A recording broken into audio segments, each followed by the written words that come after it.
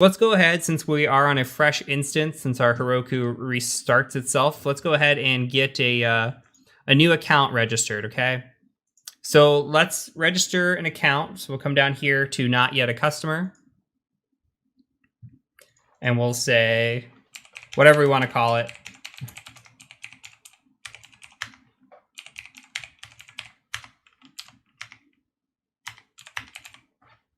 Okay, and then we're going to register this. Okay, so we registered. Let's see if it's come through at all in the API.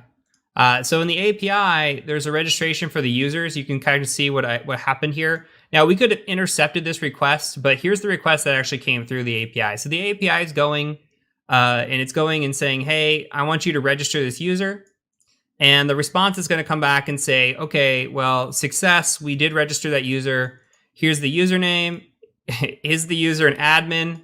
What's the last login, profile image, etc. So depending on which one you do this in, you might see is admin, is admin, or you might actually see something a little different. So you might see the word role instead of is admin. This newer version of OWASP Bootstrap that they just released, it's slightly different look, different feel, this 9.0.1. So, hey, thank you for the sub. I appreciate that. So with this response, we can actually take this request and let's send it to repeater. And if we were to send this again, it's going to say there's an error, right? Because the emails must be unique. So what's happening here? Let's just go ahead and make a new user. We'll just say test1 with these parameters, right? And let's just send it over again. And now you can see that we changed the email address and this works fine. It really doesn't care about any of this information, if we're being honest. But if you could see here in the data that it's coming through with, it doesn't have a username because we set a username later in the application. So by default, it's just blank. It says, hey, is this person an admin? And it says false. Okay, it's got an IP address, profile image. Is it active? It registers us to an ID. And then it takes our email, what time we updated it at, and are we deleted? Okay. So what if we finagle this a bit? What if we make this maybe like test2? And in here, we throw something like, we say is admin, and then we go something like true. And then just put a comma there. And what are you guys doing? Error handling? Okay, so let's send it through and see what happens. Okay, so we said, we sent the data over. It's success again. And if you see is admin is true, and you can see the registration came through as get registered an admin user. So I have seen this. I've seen this before. I have honest to God saw this before within the last year and we missed it originally. This is why a checklist is so important, is because having a checklist, you might miss something, or without a checklist, you might miss something. With the OWASP checklist that I provided you guys in episode 1, this is the situation we were in. We were testing the application. We had found some things, but nothing crazy. And then there was this registration account, and we noticed in the API that it was saying something along the lines of is admin false, or admin 0, or something along those lines, right? So if you set that trigger to 1 or to true, and then you register the account, it made you an admin. And this was for a very, very large application. So you do see these things from time to time. So bad security practice and very realistic. So this is why I kind of wanted to lead with this first. Now we can take this user, or we could take even our original user. Are we logged in? We haven't logged in yet. So we can go and say test at test.com and then test 1, 2, 3, and then just log in here. Okay, and if you remember from the last time, you could see that we had an admin page. So if you come over to the administration,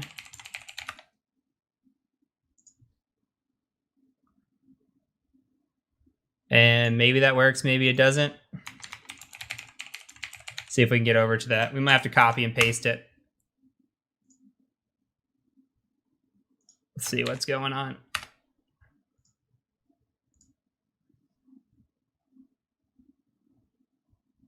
Maybe there's no pound sign there. Maybe I'm dumb. Oh, I know what it is. We don't have admin. We don't have admin access, so we're gonna get redirected. I'm dumb. Yeah, test2 was the admin account, so we can confirm test2 at test.com. Thank you. And somebody just donated, it looks like. I don't have alerts on. Let me check. Oh, Devil Dog, thank you. $50 donation. Thank you. That is incredible, man. I really appreciate that. Thank you so much, buddy. Okay, administration here. And let's try it again. Not working, hates us. Try that.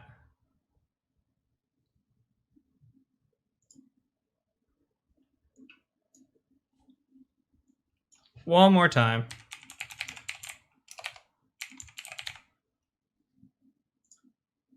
There we go. Don't be like me. Thank you, Dong. I appreciate it, man. Okay, we've accessed the admin section of the store, which was an old challenge, right? Are the directories case sensitive? Might be. I'm not sure. J Delta's the best. Heath is cool. Why are you guys in my stuff, man? You guys are funny. I actually don't care if you're in here. So yeah, we've made an admin account with this test2. So very, very good job. Thank you. Thank you. Does not give AF. I appreciate the sub too. Thank you so much, everybody. So all right, we've got the administration account. You guys are funny. I love it. All right, let's talk about some things that we can do while we're logged in. So let's go over to the contact part, right? So let's go to this complaint. Actually, let's go to the customer feedback. I'm sorry. And before we do anything, let's just right click.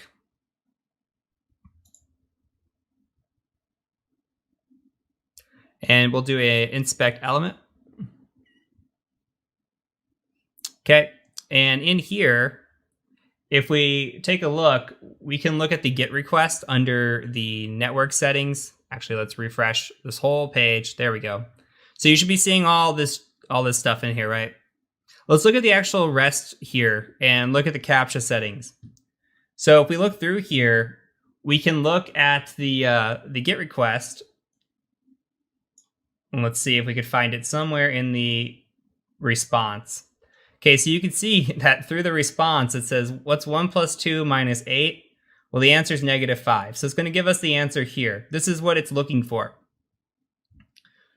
So we already know ahead of time the answer. We could solve this CAPTCHA. So that's one thing, right? Let's just say, let's tell them they suck. You suck. And before we do this, two things actually. One thing I'm pointing out because we haven't really used Burp Suite yet. So if we come through and we go on to proxy intercept, make sure when you're intercepting, come into your settings first. And scroll all the way down, network proxy. In here, it typically says no proxy for local host. If you're going to be doing the local host later, make sure that you have that removed as a setting preference, or else you will not be able to intercept anything. How common are the things on this site seen? For some of the lower level stuff, it hasn't been incredibly common. But as we start moving up, I think we're in like the medium or moderate challenges right now. As we start moving up, things are going to become more common, at least in my opinion. Okay, so let's intercept this here. Let's turn our intercept on. We'll submit this request. And now we've got a nice intercept. And what's happening here? Okay, we've got our user ID, we've got a CAPTCHA ID, and our CAPTCHA total, the rating we gave them, and the comment we gave them. So if we go ahead and we just right click and send this over to repeater, now we could push this through, just turn the intercept off, and in theory, this CAPTCHA now should be eliminated, right? the CAPTCHA that we just used should be gone. Now, if we hit send, look what happens. We actually hit success, right? Status success. So it is taking the old CAPTCHA and allowing us to submit it with the CAPTCHA ID. It knows the CAPTCHA ID is 4. Tied to ID of 4 is -5. So as long as we supply the correct parameters here, we're going to bypass the CAPTCHA settings.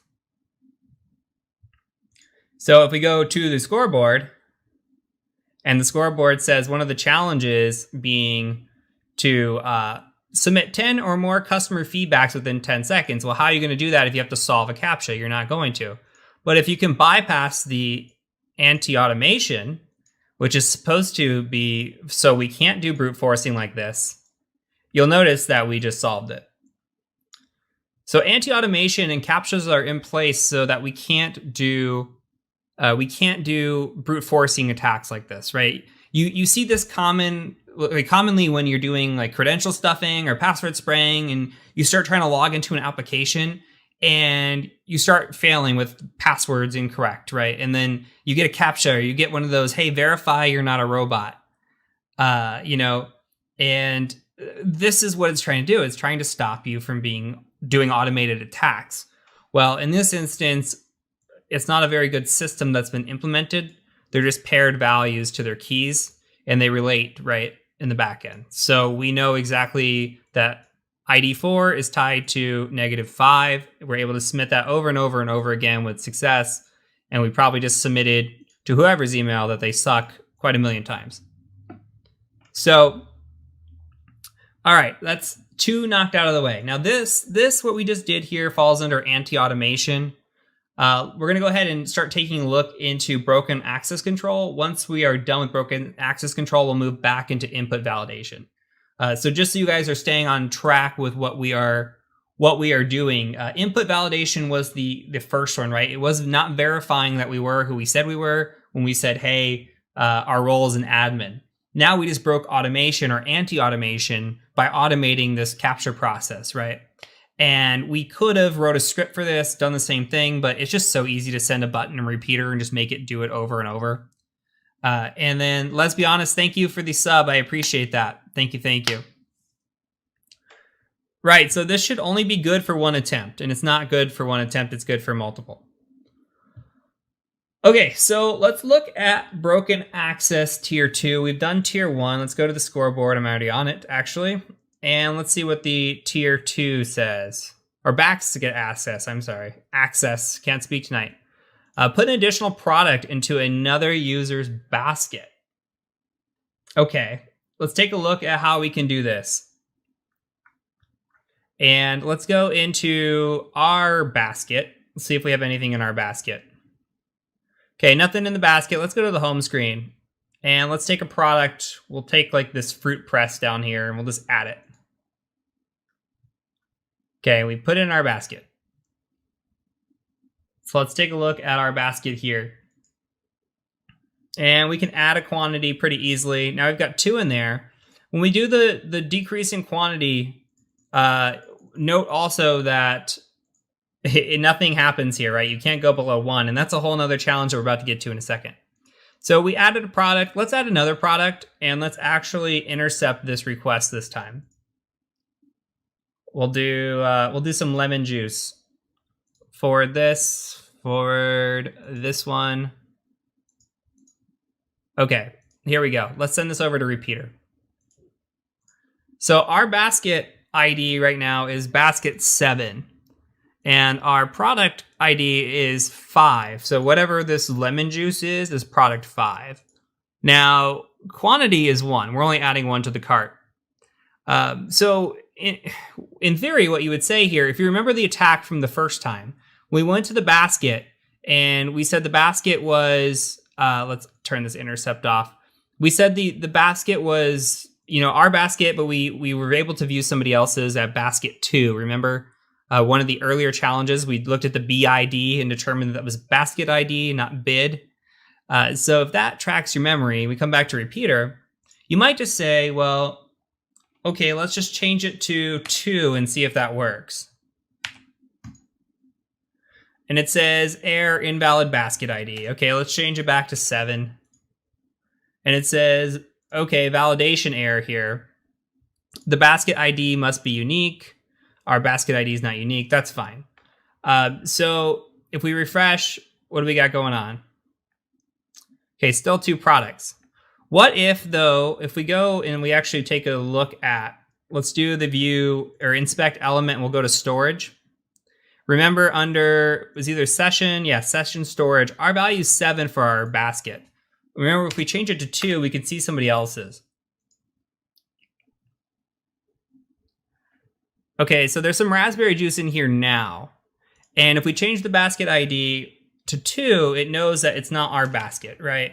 So we send it, or 3, or whatever. It has to be 7. 7's the one where we don't get the error. Even though we're airing out, we're not worried about that right now. We're getting a validation error. That's okay. So what we can do is we could pick another product, like say product 8, and we could try to send this over to a second basket and maybe bypass it this way.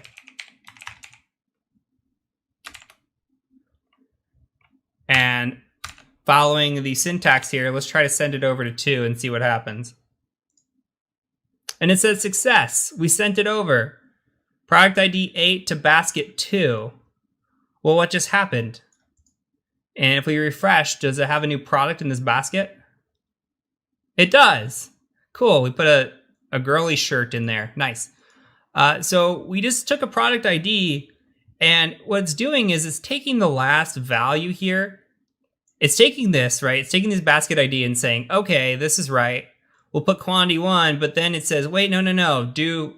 Do quantity or basket ID of 2 and put it in there instead. So it validates that the basket's correct. And then before we finish this request here, this post request, we come through and say, never mind, go ahead and put this different basket ID in and send it to that one instead. And there's no validation here on this second request. There's no validation at all. So because it's not validating this, we're able to bypass. And this is, again, broken access control. We're bypassing access where we shouldn't be doing this. So these are just bad checks, right? Bad checks and balances going on in the back end. And you're going to see a little bit of that. Same thing here when we talk about, let's go back to our basket. Let's view it at 7 again. And let's refresh this page. Okay, we got the fruit press. Let's have 2 fruit presses. So one of our challenges is to make ourselves very rich. I don't know the actual terms of it, but if we look at the scoreboard and we come into here, it says something along the lines of making yourself rich. Yep, place an order that makes you rich. Okay, so we know it's about placing an order. So in our basket, we go here to check out, place an order. Well, how are we going to make ourselves rich? We have to have some sort of negative number, right? So, well, we already talked about this quantity here. And when we try to do quantity -1, or less than 1, it's actually having a good check and balance here. It's saying you can't do quantity less than 1. You can go up as many as you want, but you can't go down. So let's take a look at what that request looks like. Let's turn the intercept on and just intercept that request when we remove the quantity down one. Let's forward it. Let's look for the API here. Okay, quantity 1. So let's send this again to the repeater. And we're looking at this, and we can see here that, okay, well, how are we going to do this? Okay, so how about we just try changing this to a -1 in quantity and seeing if it works. And it says success. Let's see if it actually does it. Think I have my proxy still on? I do. Okay, let's try it one more time. I think that request came through after mine did. Let's try it now. Look, we're at -89.99. We could do 100. And it's still getting, you can see here, it's still getting the success at a quantity -100. It's updating this product in our basket. Look, and there's $9,000 for us. Thank you very much.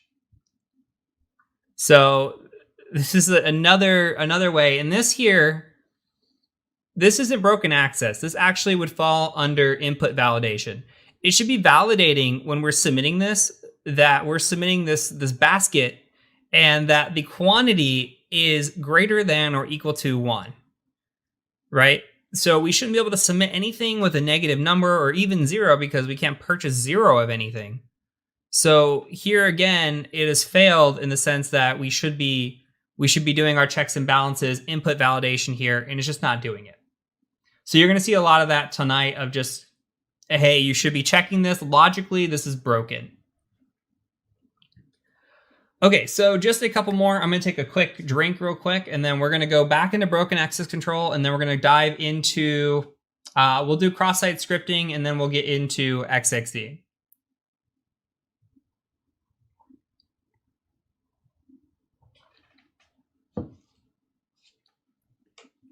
Okay, there's two that are very similar. So if we go to our scoreboard, and let's close out of this one here. All right. So we want to do a forged feedback. That's one of these here somewhere. Forged feedback and forged review. We haven't done these yet. So we want to leave some feedback in another user's name. So let's go back to the home page.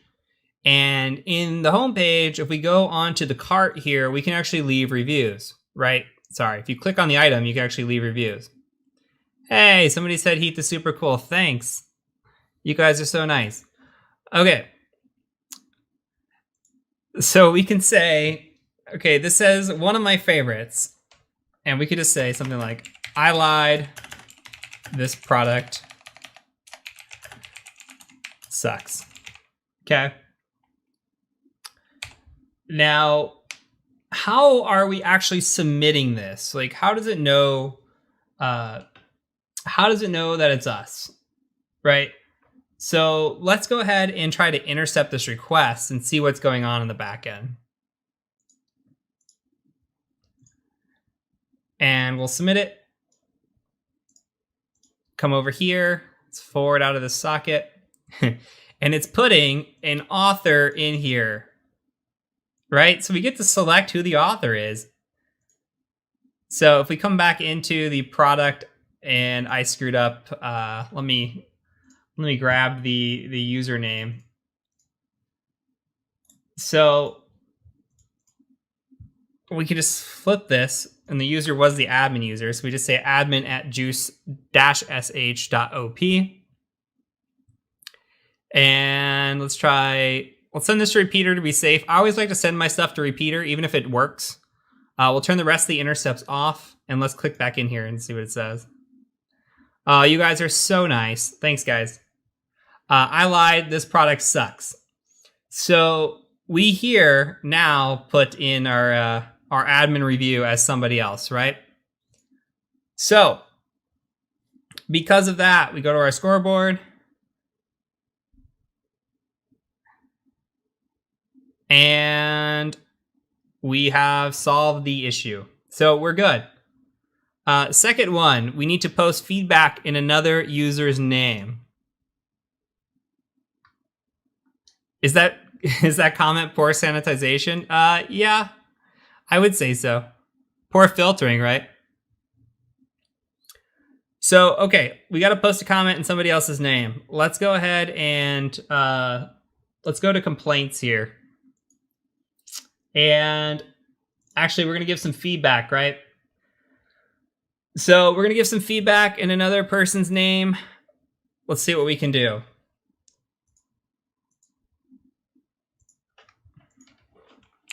Let's give it the old test here. We can solve this. 9, 18, 27 plus 2 is 29.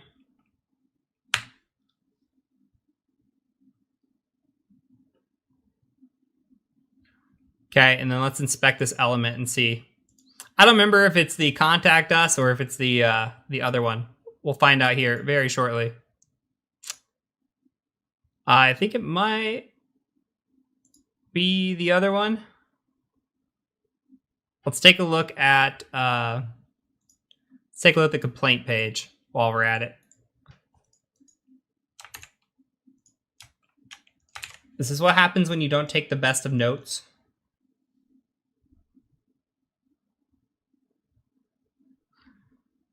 Okay, let's look at the complain.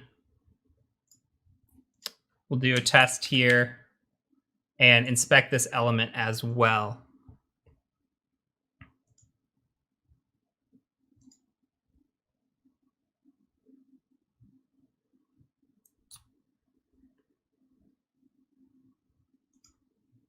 Yes. This isn't it. I think it's the other one. I think we just need to scroll up a little bit. Here it is, right here. I was looking for the user ID, and I completely skipped over. I went down too far. You see this here? Where we're submitting a feedback form, the input is taking a user ID, and it's hidden. We can get rid of this hidden right here. And you can see now that a user ID is actually in here. So if we wanted to submit this as a different user, all we have to do is just change that number. And then we could submit a rating and hit submit. And that will do it. So again, this stems back to week 2, where we talked about this in week 2, right? Where we said, very realistic situations. Even within the last 2 or 3 weeks, I have seen this issue happen. Not as dirty as this, but definitely where I showed you guys, we typed up the password examples where you see passwords like hidden, something like this, and then you view the field and you just change it from password to text and you get to view the whole thing. Very, very common, still very realistic, and I see it all the time. So it's always worth your while to actually inspect your elements and make sure that you can't do some UI bypassing right here in the DOM, right? So we never have to, we're not hitting server side with this or anything, not until we submit, but on this page, we're able to just modify things. Now, the chances that they're actually running something like this, probably pretty low, but this is just to the point of, remember when we searched, we did the active scan in Burp Suite and we didn't come up with anything really. And all these little flaws that we're finding are just more and more proof that manual inspection is so, so important, right? So inspecting every little thing that you can do. Super important. Okay, so that also, both of those that we just did fell under broken access control. So that is number 5, again, number 5 on the OWASP top 10. We check our scoreboard, make sure we are still Gucci. We should be good on both of those. Okay, so we have forged feedback and forged review. So let's talk about cross-site scripting really quick, and then we're going to get into input validation for the rest of the night and XXE and call it quits. So we have 2 challenges here for cross-site scripting. They are similar in the way that you're going to exploit them. So in this instance, I'm going to show you one and then challenge you to find the other one. This is going to be your homework. So we're going to do one here, bypassing client-side security mechanism. The XXS tier 3, it says not to use the front-end application at all. The way we're going to do it here with tier 2, you can use tier 3 as well to exploit it very similarly. So I will leave that challenge for you. If you get stuck, feel free to look at the GitHub and solve it on your own. So let's go ahead and just copy this because it always gives us how we're actually going to do this, right? We're doing an iframe SRC. Let's copy that. And now the way that we're going to attack this is through an API. And I'm just going to go ahead and skip right to it and show you. And this is super important, honestly, because this just shows you another place that we can actually inject items. So if we come back to our initial repeater request with the API users and we're submitting a new user, this is where it can get bad, right? What if we come to here and we paste this in? And we've got this iframe SRC, and now we're trying to exploit this. Now, if we go back and we look and we say, if we logged out, for example, and we go to log in and we try to submit this here, we say test, log in. Okay, can't do it, not a customer. What if we try to register with that? You're gonna see it says invalid email address. Okay, maybe I can trick it. We'll say at heath.com. Can't trick it. We got to get rid of all this junk that's in here that it knows doesn't belong. So it's doing some filtering here, right? And making sure that we can't submit characters that we shouldn't. So because of that, it doesn't mean that just because it's protecting it here, doesn't mean that we're actually protecting it server side. It just means that here on the front end, it has some client protections, right? So what we're doing is we're going to take that and instead we're going to give it a go on the API side of things. So we need to do a little bit of character escaping. I'm just going to put into backslashes here.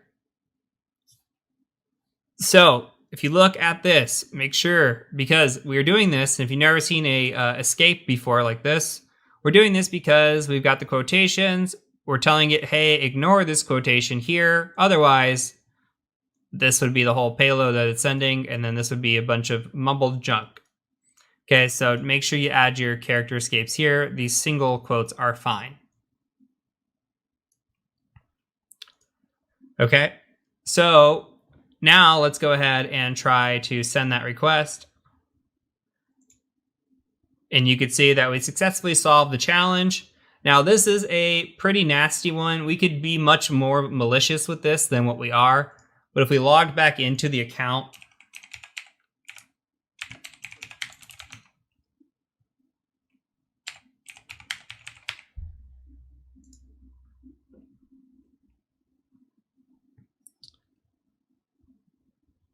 and we said administration up here,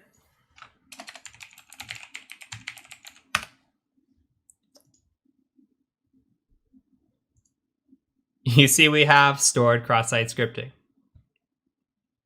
This is very, very stored. And you come down here, you see the iframe, right? So we have, and all the use sucks that I sent. We have the iframe here. We could be much more malicious with this, where we wouldn't show anything and we wouldn't do an alert pop up, and we could do something like a beef hook or something where we steal cookies and try to send them off somewhere else. So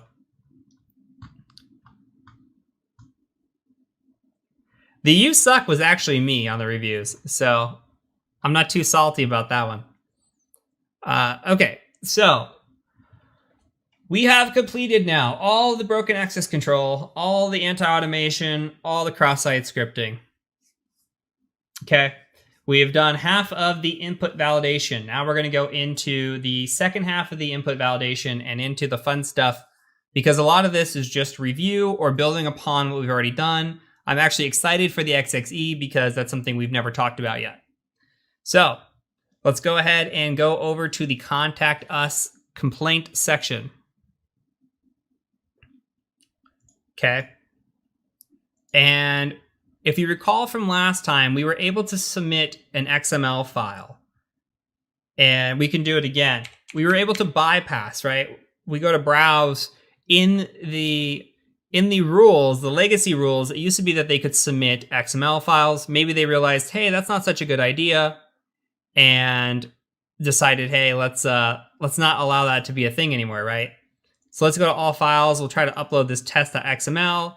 It should say, hey, that's deprecated, right? So we used a deprecated interface that wasn't properly shut down. Perfect. Okay, how can we exploit this? Well, we'll talk about the XML part here in just a little bit. Now, earlier in the chat, I sent out in the Discord channel a 100 kilobyte or greater than file. If we try to upload that, we go to downloads, and I called it over100.pdf. Okay, and we try to submit this. You see that it says maximum of 100 allowed. Okay, 100 kilobytes. So we can't submit this quite here, but our task on the scoreboard is to bypass the 100 kilobyte limit between 100 and 200 kilobytes.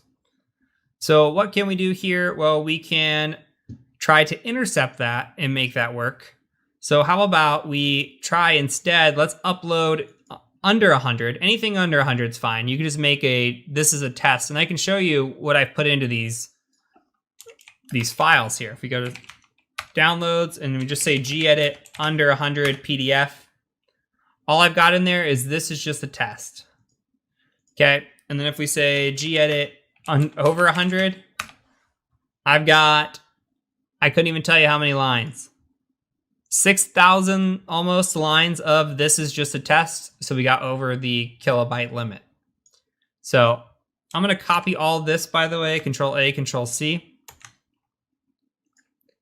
And if we ls-la here, you can see that the over 100 comes in at about 118 kilobytes. So right on the money. So what we're going to do is we're going to go over to proxy and we're going to intercept this. And we're going to go ahead and just do a test submit forward. Did I grab an XML file? I don't think I did. We'll drop that intercept request drop. Am I on the, nope, I'm not. Okay.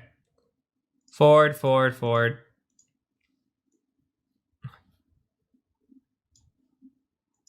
Let's drop all this. And we'll do a test submit again.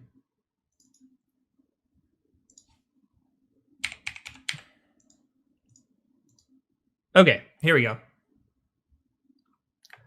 So here is everything that is in the PDF. Now we can try uploading all of what I copied and pasted and firing that off and seeing if it still works.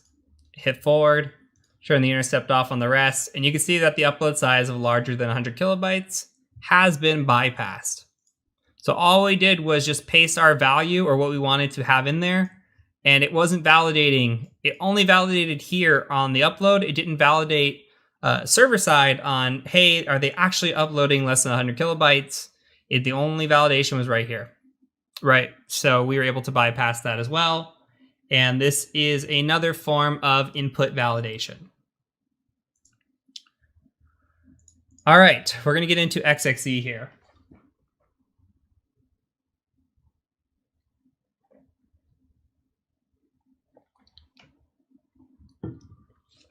We got asked for a repeat. I can repeat. Quick repeat. If we try to over 100, you can see that it says file is too large. So we can instead do the under 100 PDF, submit, get to the intercepted request. Okay, I'll send this to repeater. So in this request, here's the file name. Here are the contents of the file. Remember, all it was one line of this is just a test. I copied the contents of my over 100 PDF, paste that in here. Now this will generate over 100 kilobytes of data. Forward that off, and we're good to go. We got a 204, that's fine. So it took it, and that's how you get that. So again, the validation was here. It's not actually validating on the back end of this. It's validating right here on the file upload. So, all right, for the fun stuff. This is actually cool. So let's talk about XML external entities, and let's bring up the old PowerPoint to do so. Okay, so what is XXE? Well, I just said it. XXE stands for XML external entities. In other words, we're attacking systems that parse XML input.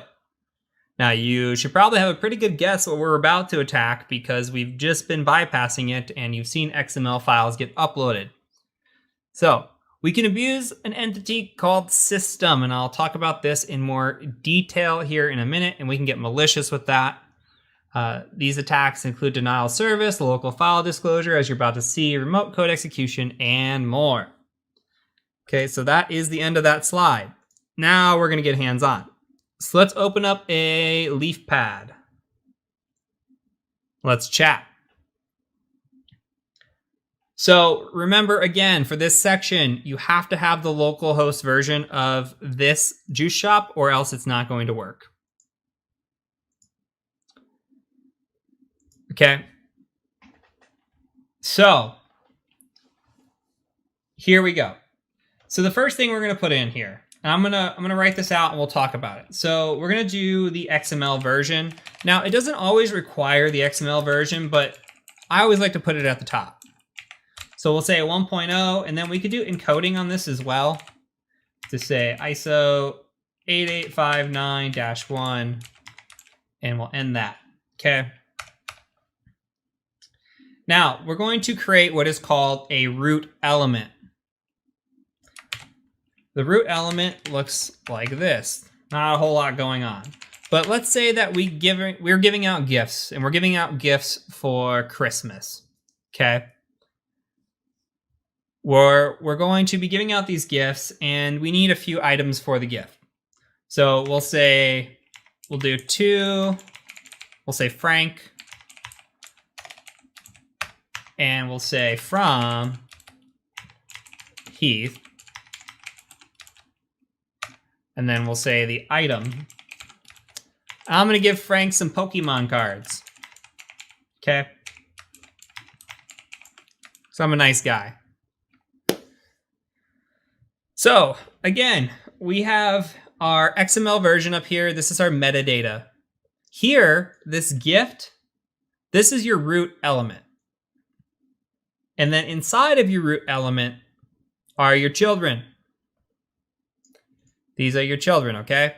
So we've got one root, the rest are children. Now, let's say that instead of just one gift that I had to give out, I have to give out a lot of gifts. Okay, we can use something called an entity. Now, if you think of an entity, you can just think of it as a variable. That's all you gotta do. Think of it as a variable. So we can say instead something along the lines of this. I'm going to copy this. This is a completely new request. Actually, we'll just add into it. How about this? We'll add into it. We could say doc type gift, and then we can just say something along the lines of entity from Heath, and then we can close that out. Or if we want to be correct, we can close it out down here. Okay, so this right here, this doc type, this is called a DTD,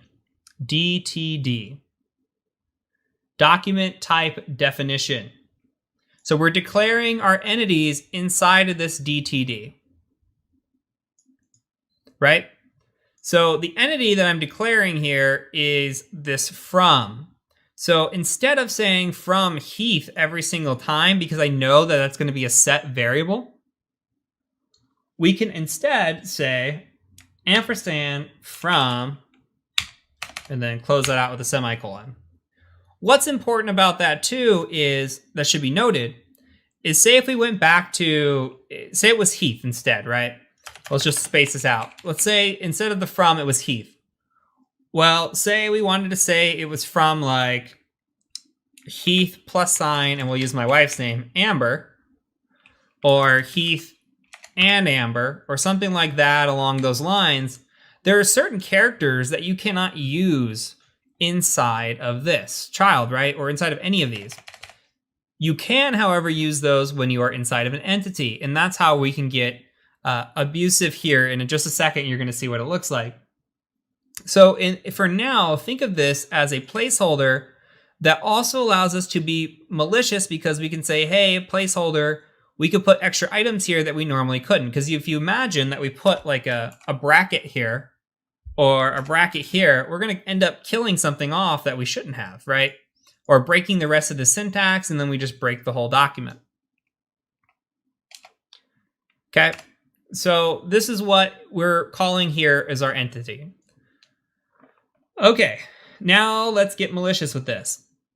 Now I've got a few sites pulled up, and we'll copy it and we'll just talk about it. But if you just Google XXE payloads, literally Google it, this site comes up here, this GitHub, the Swiss key repo. You also have the OWASP website. Either one will work. You just open one, and we can copy what we're attacking here. Let's copy this one, and we'll talk about what we're doing. Okay. So what we're saying here is, okay, we've got our XML information. You can hear my dog squeaking away. We've got our XML version and metadata here, right?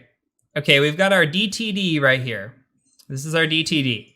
So we got our doc type. We're declaring an element of foo and then an entity. Here's our entity of XXE. We can call this whatever we want, but we got to call it later, right? That's the whole point. So we've got an element of foo. Here's our element. We've got an entity of XXE, and we're calling XXE here. Well, we're saying, hey, call this file here. So we see file, etc password, or if this was Windows, we could say boot.ini, right? The important thing to note is we've got this thing here called system. Now, system is just a keyword that's used in an entity that lets our parser know that this is an external resource, okay? So because this resource here is external, we're going to want to store it inside the entity. So basically, we can run commands and pull down information is all that boils down to. So what we can do is use this and try to call back some information here. And if you wanted it to be proper, you could put it down here. We can just leave it up here as well. So let's go ahead and copy this. And I should already have a file out there. Yeah, I've got this xxe.xml. It's the same thing. Literally looks the same. Just so you guys don't think I'm crazy or anything. It just gets all pretty colored once we save it. So I've got the xxe XML. Let's go ahead and say no to this one. Got this one here. Let's go to our juice shop and the one that is the local host. And we'll go over to, if yours looks different like this one, if you just did it today like I did, it's absolutely okay. We'll go to complaint. Now remember, we can upload files here. Now we'll say test. We'll browse and we'll do all supported types. Now we'll do all files and we'll do XML. Okay, and then let's go to the proxy, turn off this, turn on intercept again, submit that. Forward. Okay, here we go. Let's forward this to repeater and send this away. Try it again. Let's see what's happening here. Take that off. Let's try one more time on this. Well, we're failing to connect to the host. That's interesting.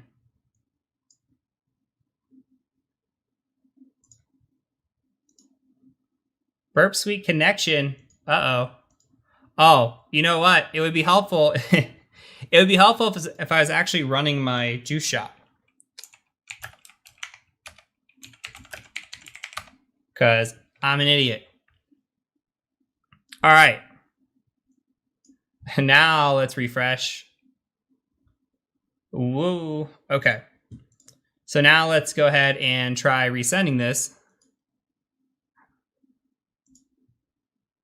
And see what happens. All right, it's hard to see it, but it's here. You can see, okay, an error came through via file upload, blah, blah, blah, XML version, blah, blah, blah. You see it comes through, it declares the element of foo, declares the entity system, and then look what it grabs. It grabs the etc password file, albeit it's cut off, but it's here. You've got the root, you've got bash, etc. Okay, what else can we do with that? What is the first password right off the bat in a shadow file? It's the root, right? He sent that. Is it really going to do it? Well, if we have access, if this application is running as a sudoer or as a root level access, look what comes through. The root user and the hash. This is nasty stuff. Absolutely nasty stuff. And this is why you see this on the OWASP Top 10. Now, if you want to prevent this completely, Your best bet is to disable these DTDs. Do not allow DTDs. Okay? You take away the external entities, you take away this from happening. Yes, please crack my hash. Okay, so this I gave my best attempt at explaining. However, there are much better people out there than me, and one I want to give a shout out to. That is the man, the myth, the legend, Stoke himself. Okay. He got $7,500 off of a blind XXE out of bounds. This is a very, very, very nasty fine. Okay. And yes, I did pause in a great picture of him. So go watch this video. If you haven't seen it before, I'll link it down in the description. I will also paste it into the chat for everybody. Please go watch this video. Awesome, awesome explanation. Great, great video, great editing on top of everything else. But fantastic explanation of what bug bounty hunters are looking for and how they are pulling down these kinds of things. Okay. On top of this, there is a fantastic machine on Hack the Box. If you have VIP access, there's a machine called DevOps that has an XML external entity option. This medium write-up here is very, very fantastic. Great write-up. If I want to self-promote just a tad, I also did a write-up a very long time ago about this topic as well, though I do believe that this one is better. But you can see from this, if you wanted a quick overview, there is a file upload. It says, hey, we take XML elements of author, subject, and content.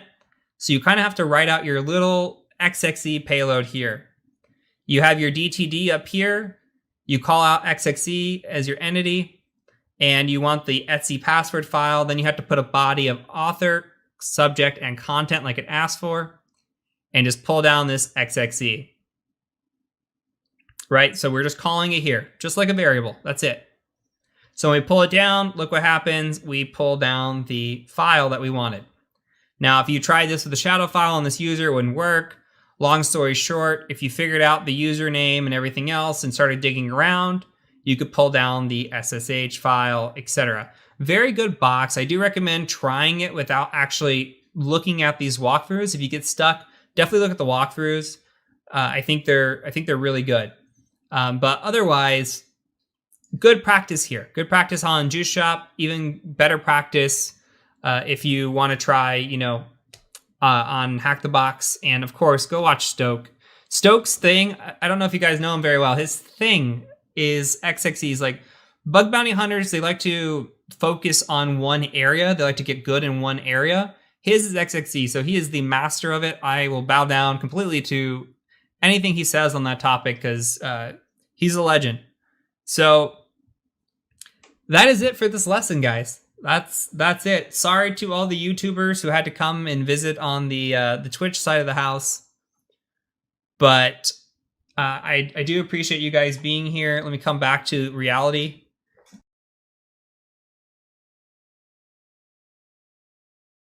So week 5, we are back, and let's talk about the outline really quick. And thank you, SEH. I don't know how to say your name. Thank you for the sub. Appreciate it. So quick announcements, maybe 5-10 minutes, do a little catch up. Then we'll have our class, and then we'll do some Q&A. And I've got some fun things tonight. Actually, I think the class part of it's going to be pretty laid back. There were 20-something challenges, and I don't think that we're going to end up doing all of them. Well, I know we're not going to end up doing all of them because some of them did not feel realistic to me. So we're going to focus today. We'll talk about what we're going to focus on here in a minute. But so I foresee this class ending on 10/16. So 2 weeks from now will probably be the last class. Now, what is coming next? If you've been following along with me during the, lunchtime streams we've been doing, we are planning on doing a Python for pen tester stream. I'm thinking lunch format. So Python over lunch kind of deal. And we are going to be doing So we'll start out, and I haven't figured the whole thing out. It'll take me a little bit to lesson plan, but we'll probably start out with something like, a subscription to Codecademy, which is free for a week. We'll run through that, maybe all the challenges for Python 3. We'll get a nice introduction to it, and then we'll start doing like Black Hat Python or Violent Python and run through those books. And those books are both written in Python 2, but we'll spend time converting them into Python 3. So it'll kind of be like a day by day. We'll talk about, a lesson at a time, and we'll just take it in little baby chunks. So you could take your lunch with me, and we can learn something new together. So that's what I'm foreseeing as next. I'm also thinking of some series up for YouTube, but still running with what we've got going. So other announcements. I am speaking at 3 conferences in the upcoming future. So B-Sides RDU I'll be speaking at on 10/18. Wild West I'll be speaking at on 10/25, and B-Sides Charleston will be 11/9. So if you are in the area, you want to come see me, and if you want a sticker, I got some stickers. Come see me, I'll give you a sticker. So somebody asked the lunchtime. So my lunchtime is 12 Eastern. Probably going to be 12 Eastern for me. I know that affects some of you, but you guys can either watch it on VOD or however you need to.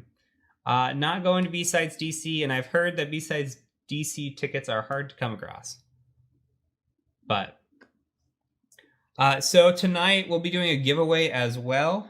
I've got some of these mice. You've seen them before. These Vixing mice that Vixing is sponsoring a little giveaway for us. So I'll show it again later on during the stream, but we'll do a giveaway. And if you want to participate, it just goes off your points.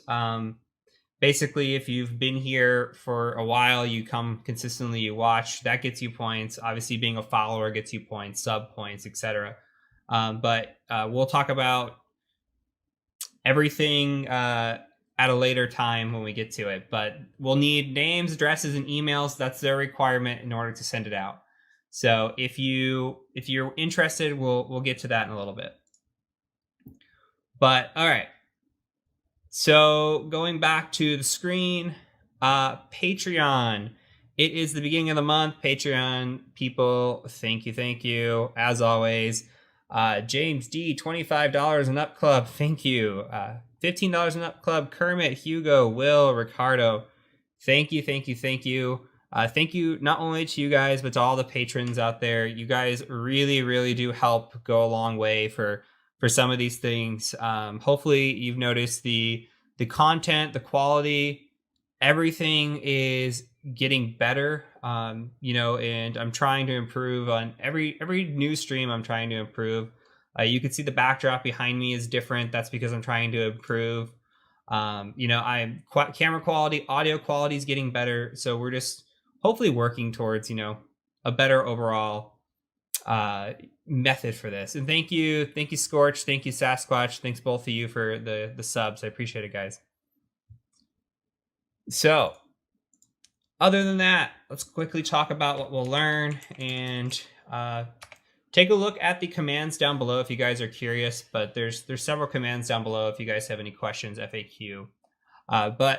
So what are we going to learn? Today's mostly going to be about SQL injection. We're going to do a refresher since it's been a few weeks. I'm going to run through the original slides we've had. And then we'll talk a little sensitive data exposure, a little bit of the random challenges. I've run a couple of different pen test methodologies that I would typically run against this, especially with SQL injection. I'll show you guys what it looks like. And it's very interesting to see what manual injection looks like versus something like a SQL map or something like Burp Suite, because you're going to see that there's quite a bit of difference. So on top of that, my thoughts for tonight. I think that tonight's going to be a quick stream.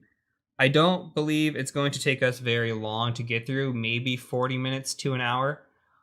So because of the shortness of the material, and honestly, this is the hard challenges have the most challenges, but I was kind of disappointed in the sense that a lot of them felt unrealistic, and even through some of the ones that we're going to go through, they're just kind of like for fun challenges. But really, it's like, I don't know. We'll see how it goes. But I picked and chose the ones that I thought were good. Even the cross-site scripting ones didn't feel natural, so I actually ended up taking those out today because I didn't like the way that they were coming through. So hopefully some of the ones later on. But I think the SQL injection material that they provided is really good. So we'll do a refresher on that. And on to the bug bounty. So my thought is, because this is so short tonight, I've picked out a bug bounty. I have no idea about it at all. I figured we can do some enumeration on it together. You can kind of look at my methodology, how I might attack it blind. And that way you can see some of this bug bounty pen test methodology. And I don't promise to be as good as some of the big names like Stoke or Namsec, but I will show you some of my methodology and some of where I pick up tips even, so you guys can kind of gauge that as well. But so with that all being said, let's talk about SQL injection. So these slides should look very, very familiar to you. So what is SQL injection? Again, SQL injection is an attack where we can inject malicious SQL statements. So it's easy to avoid, but still happens often. And if we're successful, we can read sensitive data, extract information, etc. I'm reading through these fast because this is a refresher. And sorry, my dogs are barking in the background. They bark at any little noise. So if you recall, we have some common SQL verbs. You've seen select, insert, delete. We didn't never cover update. We haven't covered drop. But union is what we're going to be covering tonight. So union, just pointing this out, is what combines data in multiple queries. So we'll use a union verb to combine multiple queries together. You'll see what that looks like and why it's important. Okay, so other common terms, again, where, and, or not, order by. It's very, almost, some of these are kind of logic based, right? So even when you come into, did I skip the special characters? I did. So special characters as well. When you come into special characters, we've got the string delimiters, which you should be familiar with. You've got comment delimiters, wildcards, ending SQL statements, right, with the semicolon, and then a lot of programmatic logic. So equals, greater than, less than, etc. When we talk about the kind of example of a users table, here's a users table where I put together, again, I'm always obsessed with Marvel stuff. So if we do a select star, which is a wildcard from users, this table here, we're selecting everything. But if we just select username or user ID and username from users, then we're only going to take these first two columns. Okay, come through here. What if we select everything from users where the country is Russia? Then we're only going to pull out Natasha here, right? We'll pull out the Black Widow. And then if we did select everything from users where the country is US, okay, so we narrow it down to these four, and the username equals Frank. There's only one Frank username from the US, so we'll pull out this user ID here. No Boris, sorry. So this is a quick rundown. Hopefully, if this isn't familiar to you, if I went too fast, then you're probably on a later episode than you need to be. I would go back to the SQL injection episode that we did. So let's go ahead and we're going to dive into our material. I'm actually not going to be in Kali Linux today, except for when we are doing bug bounties. So this will all be Windows based tonight. So I am on our Juice Shop here. I'm just logged into Juice Shop. If you are not logged into Juice Shop, then go ahead and get logged in. Though I don't believe, actually this first one does require us to be logged in. So the first challenge we're going to do, we're going to kind of go in order a little bit. The challenge says to order the Christmas special offer of 2014. And let's open up our Burp Suite. I'm going to bring this over here. Okay, so I've got Burp Suite. I've already got the target set up and picked out. I've done some things in here, but don't worry about this. I will be in Pro tonight, but everything that I do is going to be available in the regular version as well. So anyway, what we're going to do here is the first challenge, which let's go ahead and actually turn on our proxy. And we'll turn our intercept on here. And then I'm just going to do a search and say test. I'm going to hit enter, and that shouldn't do anything except intercept a proxy, which is forward that and forward that. I actually need to search it one more time. See if that works. Okay, and I'm going to send this to repeater.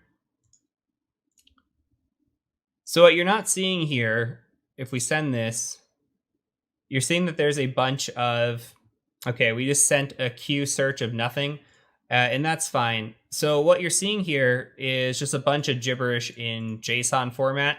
Now there is one thing that I do have that you won't have, because this is an extension to Burp Suite Pro. If you do have Burp Suite Pro, the JSON beautifier is a nice feature because it takes this junk here and just turns it into pretty. So I like pretty here. So anyway, what we did was we searched on this parameter of Q. And with Q, if we search nothing, it brings back everything. So what we need to look for and look at here is a little bit of injection. And now we've done some injection already in previous episodes. And injection can be as simple as just putting in something like that, a single quote, sending it and seeing what happens, right? And nothing really happens here. So that's okay. We can also target. So if we target here on test, you can see we send it, pulls back, and then we send again, and that's still successful. So what if we close off the command? Aha! So either way, you do it on both. I've had it saved, but if you do it here, and we actually close off our statement, you can see we get a SQL error. So what's happening here? Well, you see that the syntax just threw an error for us. So if we look down, now if we were to view this, if we were to actually inject this on the browser itself, wouldn't be as pretty. You would probably just see an error message. But here we're actually seeing a full error message. And you can see when it comes through, it's saying select star, so we know what star is, from products, where, and then it's doing a little search here, okay? The search is putting in this semicolon, and it's trying to search for the semicolon. So it's killing the statement. So what's happening is we have a syntax error too, because if you look at the statement and we're closing it off, which you see we're closing it off here, and then we're ending it, but we're missing something. If we read through the statement again, you could see that we're actually missing a couple of these guys. So you see the parentheses? If we were to put the parentheses in here and see what happens, you can see now there's a success.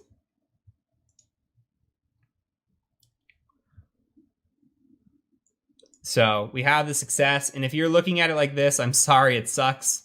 But this is kind of what you're looking for to get back. I'm going to do it on the JSON beautifier just so you guys can have a clear picture.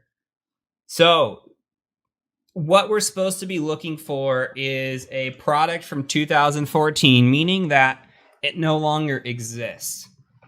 So we've successfully completed this SQL injection, and why this is important if you go back.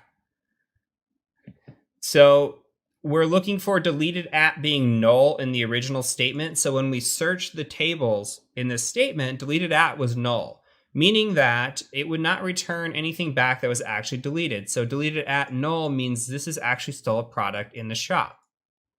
If we scroll down a bit and just hit something that has actually been around, which you see item ID 10, has been around and then deleted in 2014, then you realize that this is what they're talking about. This is the special thing or special item from Christmas of 2014. So it got deleted right after Christmas. Now, what they want you to do is actually order this. So let's turn off the intercept. And if we go back, we can actually just process this. We can add this to our cart here. And if we do, let's do an intercept again and see what happens. So let's add this to our cart. Let's look at the request for the cart. And just says rest basket null forward.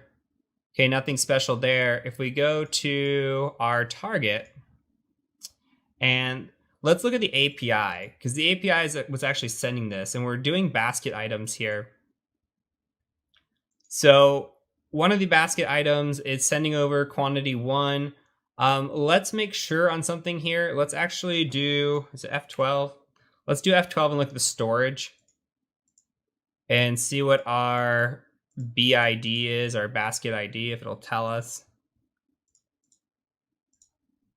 And I'm not seeing it. Let's check out our basket. And let's refresh this as well. Let me turn off the proxy here. Let's see if we get our basket ID. I'm not seeing it. That's all right. So with burp, we had one that's in here that said 5. I don't know if it's actually 5. We can, because you know what? Nothing actually got added to the basket. Let's go back to the home page. And let's do a add to basket here and see if that actually functions. Let's go to our basket. That could be part of what the issue is. This isn't actually functioning. Let's refresh this page completely. A little glitchy. Let's try adding that and seeing now if it picked up, and it didn't. We're logged in as anonymous. Let me see if that's why too. I wonder if the program reset. Yep. Got to make a new user. So this resets every so often.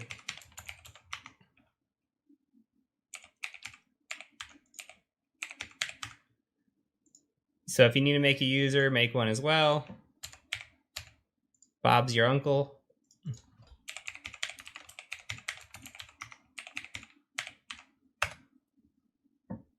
Okay, now we're logged in. See if we can add any product. There's the BID of 5. Okay, so we still have a BID of 5. Let's add it. Now it's saying it's added to the basket. Okay, so we've added it to our basket. And if we come in here, we still, you see the one from earlier where there's an add of 5. Yours should look something like this with the API as well. So if we run this in repeater, and you were to say something like, send that over, quantity 1, this token expired. Let's see if we can intercept another request to this. Let's go back. Turn the proxy on, intercept, add that. Okay, and we might need to steal our cookie information, which is fine. But let's send this to repeater as well and forward that. Forward. Here's the API. We'll send that to repeater as well, just to have it. API again, quantity 2 is coming through. I'm just going to forward through all this. And if we come back into the target, you can see there's basket items of 7. So if we look at this request,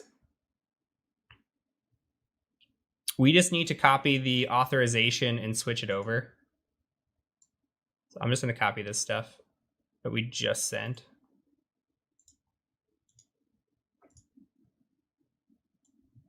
And we'll modify it just a little bit with the token. Actually, where's our other one? Let's see if we can't add this to the cart.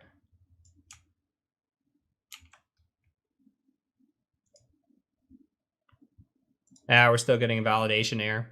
We can copy this on the product then and just switch it to the basket item. So instead of doing basket item as 7, we just do the basket item here in product quantity. And you can see we got a success. So if we look at our basket, it's probably crazy at the moment. So we've got 2. That actually makes sense. We added 2 in. And then, so we have our basket ID of 5. We got the quantity. Now it wants us to add in the item ID, which was 10. And if we refresh, let's see if this actually worked. It did not. Let's see what the notification was.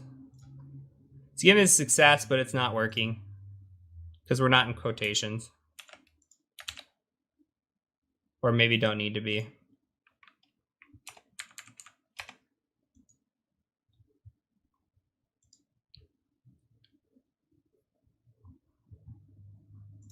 All right, let's see if it works. If not, it's not super important. Honestly, it's not super important. Okay, we'll skip that. What's more important here actually is the SQL injection itself. So if we come back into the SQL injection, there's something that's super important. Actually, we'll do it in Burp. So if let's close out of these. And okay, so we've got this statement here and we're able to dump all this data, right? And let's say that we wanted to take this further. And we wanted to do a union statement. So let's do a union statement here. And in this union statement, we want to add in a select all from, and ideally we want to dump something that's critical, right? We can do a test table. We could do something like 1, 2, 3 and just end it with a comment, something like that, and send it over. We can see it's not supported. So what we're going to do is we're actually going to copy this whole statement here. And then I'm going to delete that. I'm going to come into the parameters. And then I'm just going to paste it here. And watch what happens.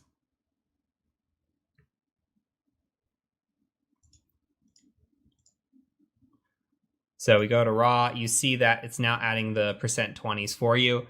It's just a quicker way to do %20s, spaces encoded. So we send this over now.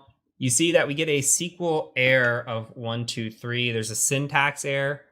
Okay, so maybe maybe I don't need this.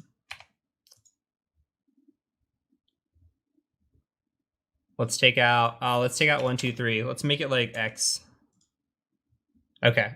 So I didn't like the numbers, but like look at this. You see there says no table X, no such table X. Okay, that's a different error than we were getting. We were getting a syntax error before, and the nice thing is we're not blind here, right? We get to see what we're putting in.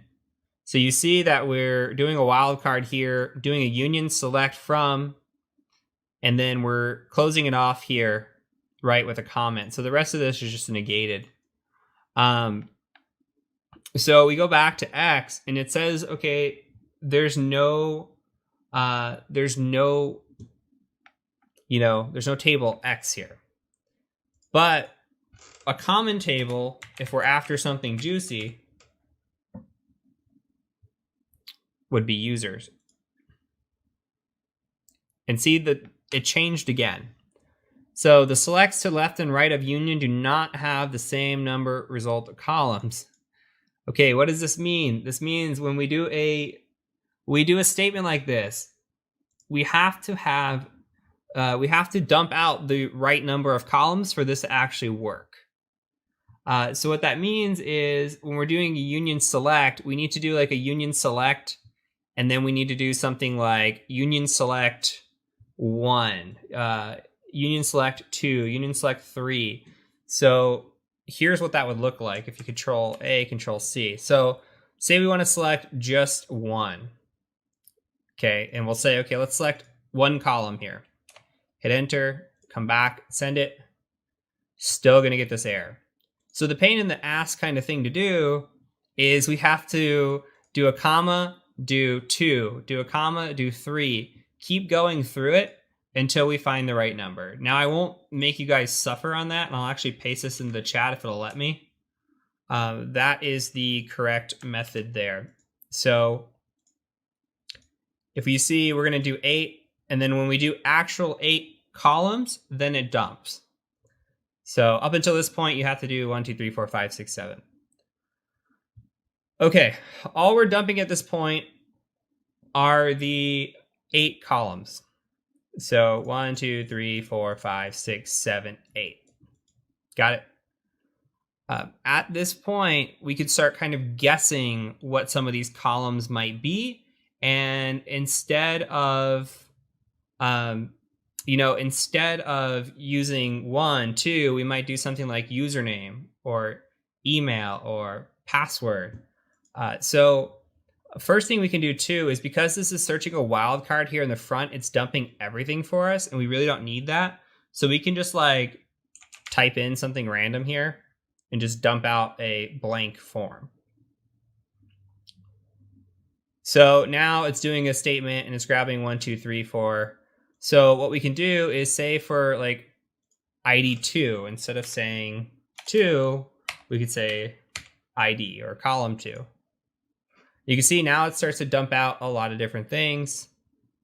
It's dumping out the ID under name, 4, 5 here. Okay, so even though it says name, don't worry about that. What we're worried about is what comes out in this right here. Okay, on top of that, what's another one that we can guess? We can guess something like username. Username is very common. So let's say username. Send that over. Okay, not a lot of usernames. B. Kiminich, that's who wrote this. Scroll through. Worstbrat. So a couple of usernames, but we can keep going with this. So we got usernames, and we could do email. See if email works. Send that over. Email works. So really, you just have to continuously kind of guess at these. And then, of course, we'll try password and see if that does anything. And then you see it solved the user credential challenge. So out came the passwords in their hashed format or encrypted format. So this is part of the bigger challenge. Look at this statement here. Let me see if I can drag this across. So we're just building upon this. Let's just show how we built upon it. So again, we realized, okay, we found users. It said, hey, you don't have the right amount of columns. Then you come in here and you say, okay, well, let's try column 1. Imagine we did 1 through 7, didn't work. Tried 8, finally 8 worked. Okay, we had this long status here because it was using the wildcard in the query. And we just got rid of that. And then from there, we started just poking in different things and seeing if they worked. And they all worked for us. So the query in the end looks something like this. Now, I wanted to show you guys a couple tools that I actually use doing real world testing. One is SQL Map. And here's SQL Map. All I do with SQL Map is I would take something like this, and I would copy this request down. And I would just say copy to file. That's all I did. Copy to file, saved it as request.txt. I do SQL Map. I do a -R for request. So here's my request file. And then I did a level of 5, risk of 3. Those are the highest level / risk that you can run. That means we're going as in-depth as possible. So you see right away it decides that Q might not be injectable, but it's going to continue to try. It comes through all of these different things, and then it realizes, okay, Q is SQLite, and it has a blind-based injection, potentially. So do we want to test payload specific, skip the testing for other databases? Yeah, it's fine. So I did that. keep going through, and then it says false positive or unexploitable injection point detected. Q does not seem to be injectable. So as we just saw, that is a lie. Another thing I want to point out is I also scanned this with Burp Suite. And I use the active scanner, view the details on it. You can see no critical issues showed up. And we had interesting input handling of SQLite injection. So in these requests, it realized that there was some sort of injection potentially happening because it saw the input it was doing here was coming through and being injected here. But even Burp Suite could not figure out the exact statement or, how to get through this. So this is another spiel on not relying solely on your tools. You should rely on, your intuition and your skill set as well. If you only rely on your tools, you're going to run into some issues. So, and I missed some things go down. Body ROTX, thank you for the sub. I appreciate that. Blizz, thank you for the donation. I appreciate that as well. You guys are awesome. Thank you. Okay, so that's the real heavy hitter when it comes to the SQL injection for tonight. Some of the statements are going to get absolutely ridiculous as it goes on in the next 2 weeks. But, if you're struggling with this, some people have been putting in some, items in the chat and how to do some of the things I do and tips and tricks. Absolutely fine, acceptable. Go check those out. The more people that you can learn from, the better. So that's a really, really good one. The other one that they had in here that was a SQL challenge was to look at a review. So if you just open up, I'm going to open up a different review. So let's view this egg fruit juice. So you see we reviewed the egg fruit juice. And if we go into, let's bring this back up. We go into our target and we go down into the rest portion. You will see that there are products, and I think this is the one I just opened. So we'll send this to repeater, make sure this one works. Okay, so we got a success message here. So if we were to change this parameter here, I'm not going to waste a lot of time on it. But if we were to change this parameter to sleep, and say we do sleep for 1. Now this is 1 millisecond, I believe is how it works. You see it's really fast. Sleep here, and I have a space. No, I don't have a space. It's just how it looks. Okay, sleep's getting a little longer. And then sleepy times, right? This should only be going for 1 second. I don't know what the issue is as to why it's taking so long. But there, and you see that the sleep came through for a solve here as well. So something to note about sleep and why the sleep command is important. And it's a little bit different for every different type of SQL. So depending on what you're working with will change the command, but the concept or process behind it is identical.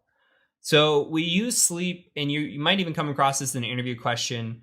We use this when we are up against something like blind SQL injection. Blind meaning we have no result at all. So if I were to just put in, like, say, instead of the sleep command, I had, just a single quote in here.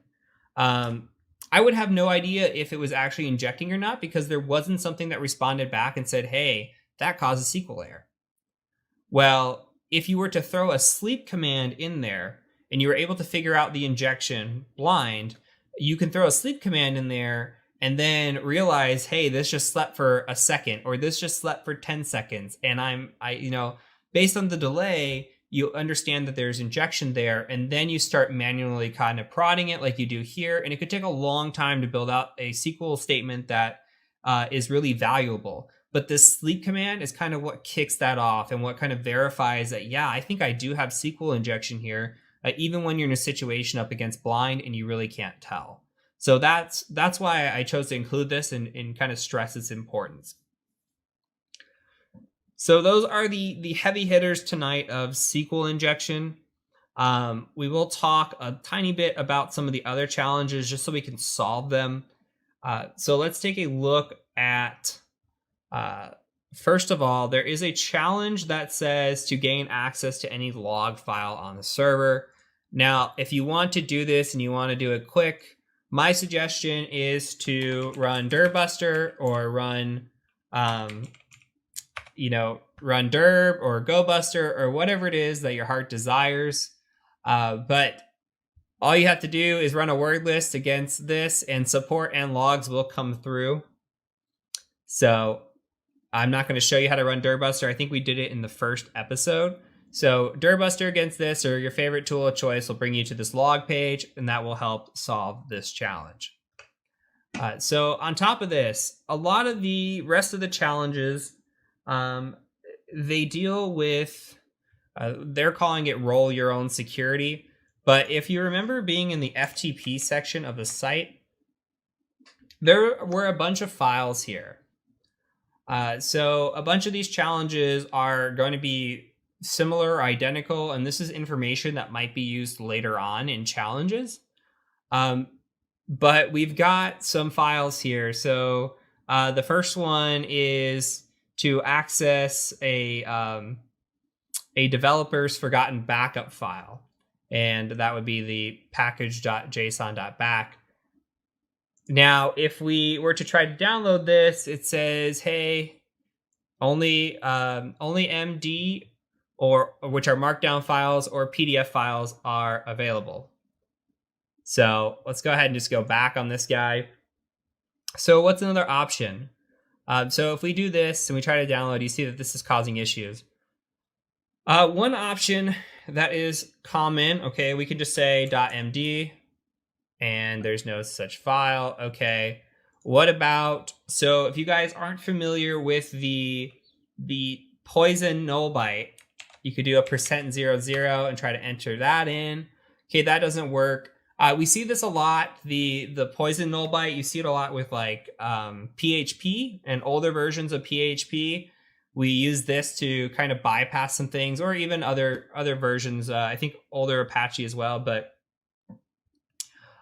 so here you see that this poison null byte doesn't work. But the lesson here is not to forget about your encoding. So if you actually add a 25 in front, which a %25 correlates to a % in encoding, then look what happens. This starts to download. So instead of downloading it, let's actually just come over here to Burp Suite. And we will go to the proxy and we'll intercept this guy. And then what we can do is we can see the response. If we go to right-click repeater, and you just say send. And let's see, it's not picking up. It should pick up. Let's forward that. Interesting.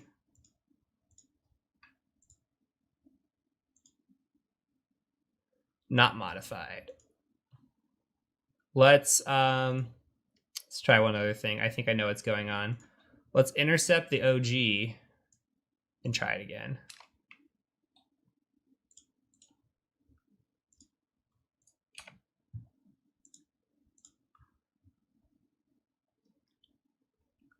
Okay, let's repeat this, see if that works.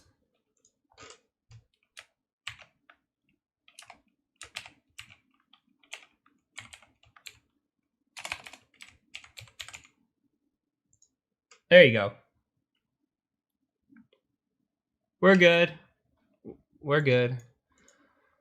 Okay, so you can see that it shows the file for us here.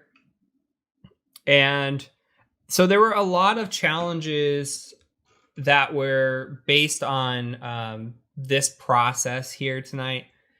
And for me, okay, so a lot of it went off of these dependencies, and they wanted you to review these dependencies or look up the different types of packages that they had running in here. And that is, it's not wrong. It's absolutely right. I just think for what we're doing, this would be a little bit of overkill. One of these packages, there's a couple of vulnerable packages in here. One of them is vulnerability to cross-site scripting, which is something that was pointed out in one of the other challenges. So going through this information and looking at this data is definitely important. This falls under really the enumeration portion of anything, right? And if you're doing web app or you're doing bug bounty or anything along those lines, it really comes down to enumeration. If you're looking just on the surface, you're going to get left behind, because the people that are actually getting the good bugs and finding you're in the top 20 or whatever, they're the ones that are digging around and digging way deeper than most people are looking. So these are things that absolutely they would look at. Now, for the course, it's just not something that I think we need to dig too deep into. So if you want to unlock several challenges in this aspect, you absolutely can go back, and anything here that's not an MD5 or MD file, you can go ahead and grab it. So the coupons one is one that'll do it. The suspicious YAML file here is a SIM file, so that's one. And they have the Easter egg as well. So if you guys want to play with the Easter egg, since we're in here, we can do that really quick. And then we'll probably call it, and we'll just go and do our own little thing. So let's intercept on this proxy. And we'll do Easter egg, send this guy to repeater, and then we'll do a %2500.md. And you can see that here, this is an Easter egg at all. It's just boring, blah, blah, blah. Okay, what does this look like, chat? What is this?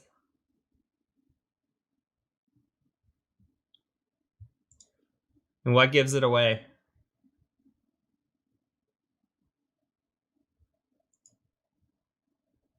Base 64.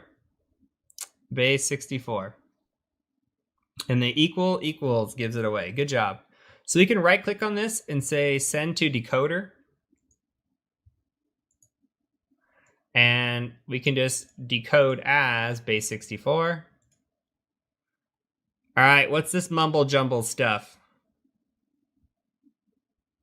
Any guesses? Any ideas? You can't see it? Yeah, it's a little small. I don't know if there's a way for me to make Burp Suite bigger.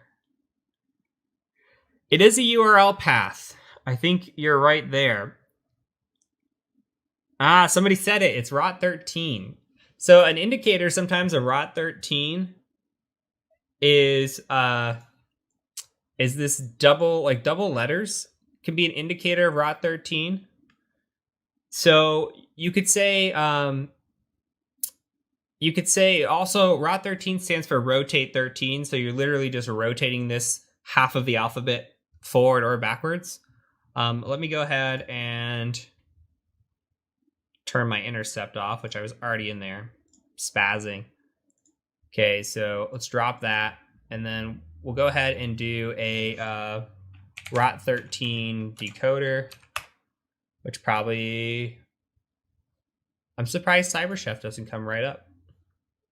We put in here ROT13. You see the devs are so funny. They hid an Easter egg within the Easter egg. Yeah, this is technically a cipher. That is correct. It is a cipher. Don't know why I said technically.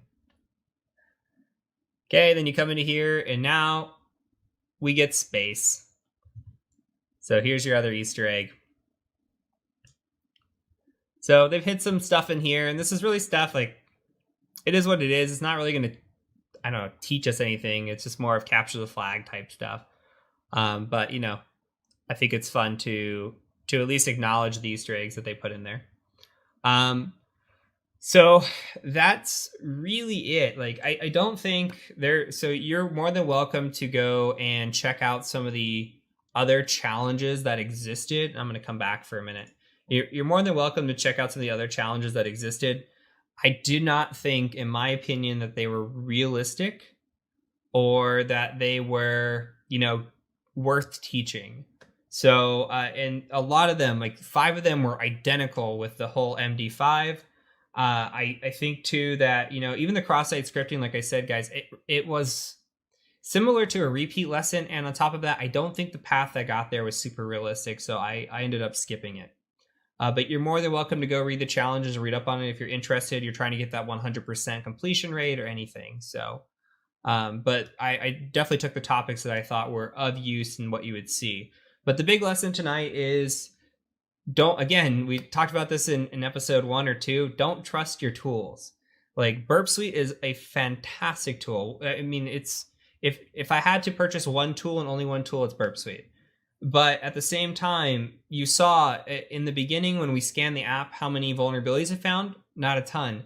And here it didn't find really SQL injection. It did better than actually SQL map did, which is good. But we still didn't get, we didn't get what we wanted. We didn't get the statement given for us. And that is, that's part of it. So we have to do manual legwork a lot of the time, especially if you're doing web app, especially if you're doing bug bounties, even more so.